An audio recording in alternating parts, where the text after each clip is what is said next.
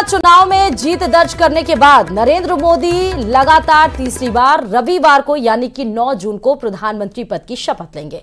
राष्ट्रपति द्रौपदी मुर्मू नरेंद्र मोदी को पद की गोपनीयता की शपथ दिलाएंगी। 9 जून को नरेंद्र मोदी शाम 7:15 पर शपथ लेने वाले हैं। राष्ट्रपति भवन में शपथ ग्रहण कार्यक्रम होगा।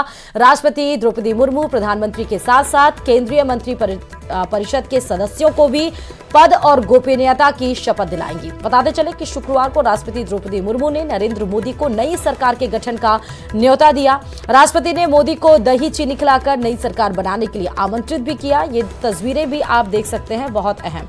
एक तो पहली तस्वीर जब सरकार बनाने का दावा पेश किया गया, दूसरी और तीसरी तस्वीर भी आप देख सकते हैं जहां पर राष्ट्रपति द्रौपदी मुर्मू ने उनको आमंत्रित किया सरकार बनाने के लिए। आज सुबह एनडीए की मीटिंग हुई थी। एनडीए के सभी साथियों ने मुझे फिर से एक बार इस दायित्व के लिए पसंद किया है और सभी एनडीए के साथियों ने राष्ट्रपति जी को इसकी जानकारी दी और राष्ट्रपति जी ने मुझे अभी बुलाया था और मुझे प्रधानमंत्री डेजिग्नेटेड के रूप में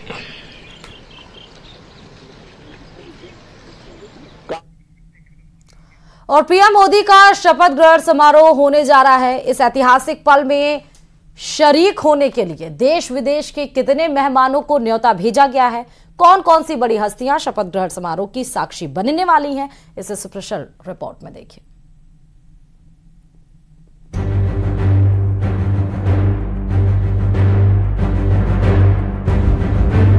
ये तस्वीरें बहुत खास हैं।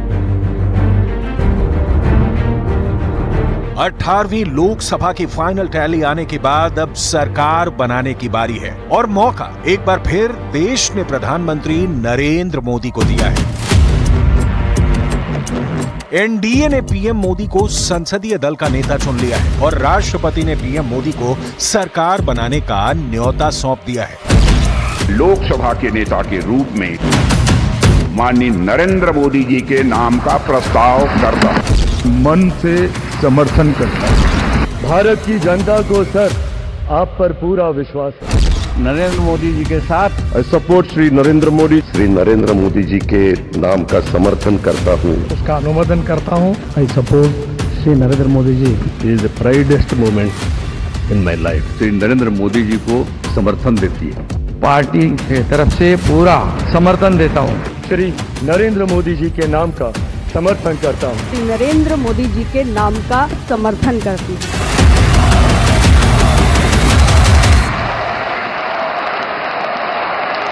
मैं नरेंद्र दामोदर दास मोदी ईश्वर की शपथ लेता हूं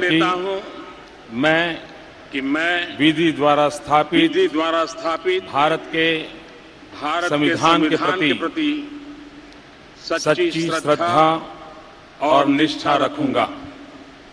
मैं भारत की प्रभुता और अखंडता का अक्षुण्ण रखूंगा।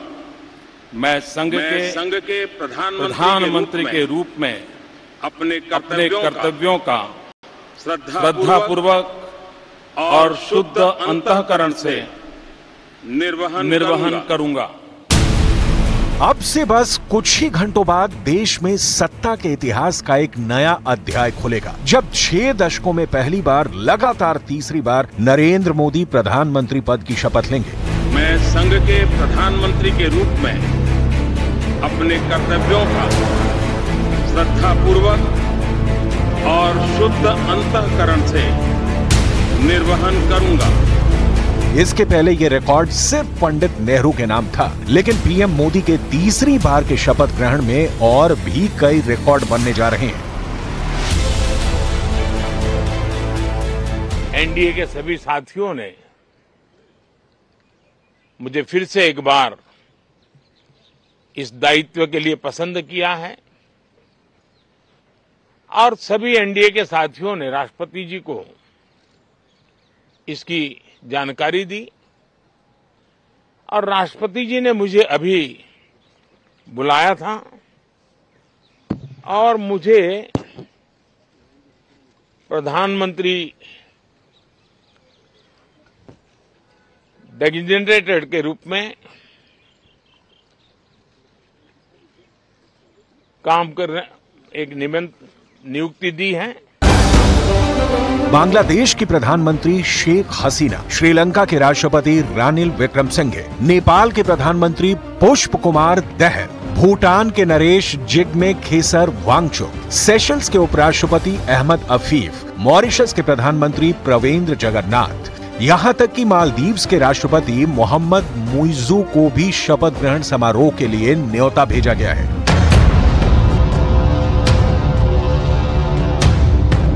मालदीव के प्रेसिडेंट मुइज़ू को बुलाना इसलिए भी खास है क्योंकि मुइज़ू उन नेताओं में गिने जाते हैं जो अपने देश में चीन के प्रति दोस्ती और भारतीय नागरिकों को भगाने वाले अभियान चलाते हैं। लेकिन यह ध्यान देने वाली बात है कि प्रधानमंत्री नरेंद्र मोदी ने अपने पहले शपथ ग्रहण समारोह के दौरान भी सार्क के देशों को इन्विटेशन दिया था।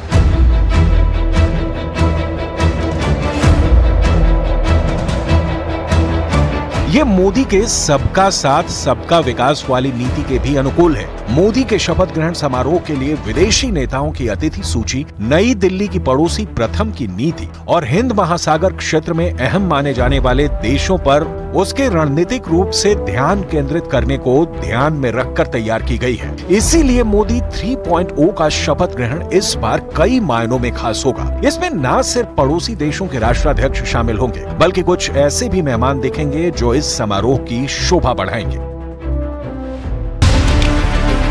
पीएम मोदी के तीसरे शपथ ग्रहण कार्यक्रम में वकील, डॉक्टर, कलाकार, सांस्कृतिक कलाकार, प्रभावशाली व्यक्ति और अलग अलग पेशे से जुड़े प्रमुख व्यक्तियों को भी कार्यक्रम में बुलाया गया है। सभी धर्मों के करीब 50 प्रमुख धार्मिक गुरुओं को कार्यक्रम में आमंत्रित किया जाएगा। इसके अलावा सेंट्रल वेस्टा परियोजना के मजदूर, ट्रांसजेंडर, विकसित भारत के राजदूत, सफाई कर्मचारी और लाभार्थी भी आमंत्रित किए जाएंगे। इसके साथ ही आदिवासी महिलाएं, पद्म सम्मान से सम्मानित लोग भी शामिल होंगे। 2014 में भी जब नरेंद्र मोदी ने पहली बार प्रधानमंत्री पद की शपथ ली थी, वो समारोह भी परंपरागत समारोहों से बहुत अलग था। 2019 में भी पीएम मोदी के शपथ ग्रहण समारोह में भी परंपरा से अलग बहुत कुछ हुआ और अब की बार भी खास होने जा रहा है। प्रधानमंत्री नरेंद्र मोदी ने जो 2 टर्म की सरकार चलाई है वो एनडीए की ही सरकार थी, लेकिन उसमें बीजेपी को पूर्ण बहुमत हासिल था। ये पहली बार होगा कि पीएम मोदी एनडीए की सरकार चलाएंगे जिसमें बीजेपी को पूर्ण बहुमत हासिल नहीं है। लेकिन जिस तरह से एनडीए के सहयोगी दलों ने पीएम मोदी के प्रति विश्वास जताया है वो अब की बार की सरकार को भी खास बनाता है और खास सरकार के शपथ ग्रहण के लिए जाहिर है तैयारियां भी खास हो रही हैं। और चलिए, बिहार के मुख्यमंत्री नीतीश कुमार और नरेंद्र मोदी के बीच शानदार केमिस्ट्री नजर आई। नीतीश कुमार ने पीएम मोदी यानी कि नरेंद्र मोदी के पैर भी छुए। नीतीश कुमार के संबोधन के दौरान नीतीश की बातें सुनकर नरेंद्र मोदी के चेहरे पर मुस्कान दौड़ गई। देखिए रिपोर्ट। हम सब लोग इनके साथ रहेंगे और एक साथ होकर के जो कुछ भी करेंगे इनकी बात को मानते हुए हम लोग आगे चलेंगे।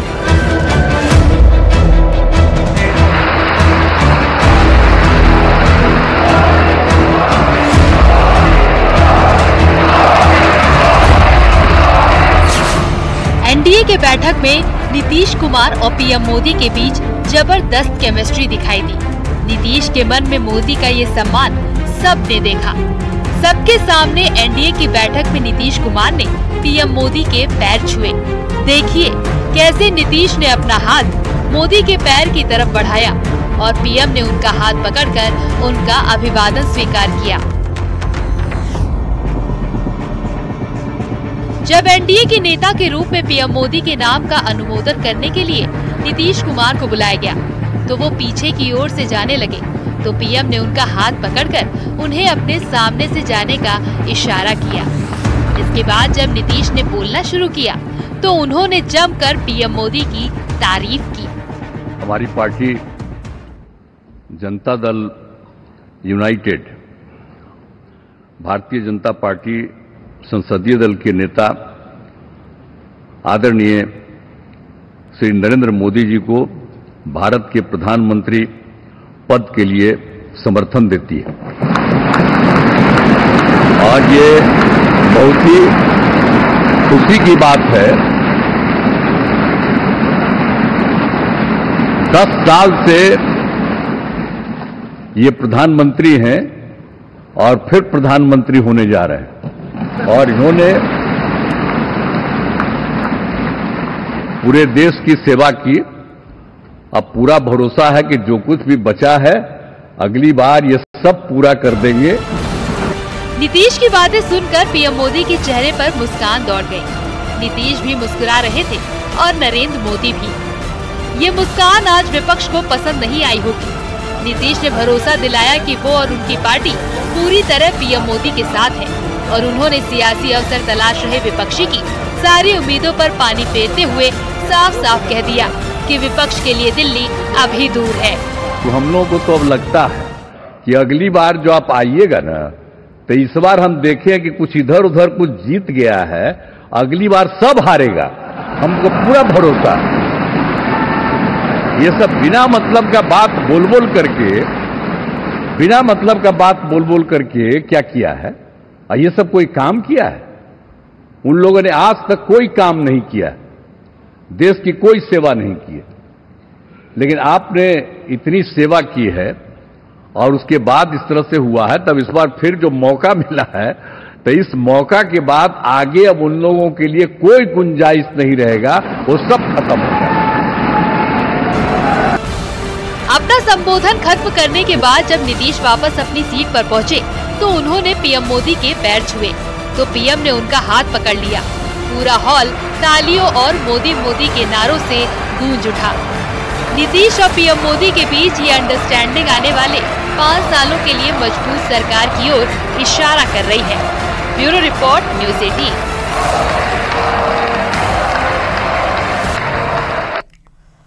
और अब बात छत्तीसगढ़ की कर लेते हैं। छत्तीसगढ़ के नारायणपुर दंतेवाड़ा के सीमावर्ती इलाके में नक्सलियों और सुरक्षा बलों के बीच मुठभेड़ हुई, जिसमें 7 नक्सली ढेर हो गए।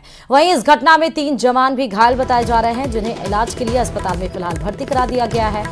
ये भी बताया जा रहा है कि सुरक्षा बलों को नक्सल विरोधी अभियान के तहत नारायणपुर, दंतेवाड़ा और कोंडागांव जिले की सीमा पर स्थित मुंगेरी और गोबेल क्षेत्र में भेजा गया था। जवानों को ईस्ट बस्तर डिवीजन इलाके के एक गांव में कई नक्सलियों के होने की जानकारी मिली थी। उसके बाद ही अभियान चलाया गया और मुठभेड़ के दौरान 7 नक्सली को ढेर किया गया, लेकिन इस मुठभेड़ में 3 हमारे जवान भी घायल हो गए, जिनको अस्पताल में भर्ती फिलहाल करा दिया गया है। इलाज उनका जारी है।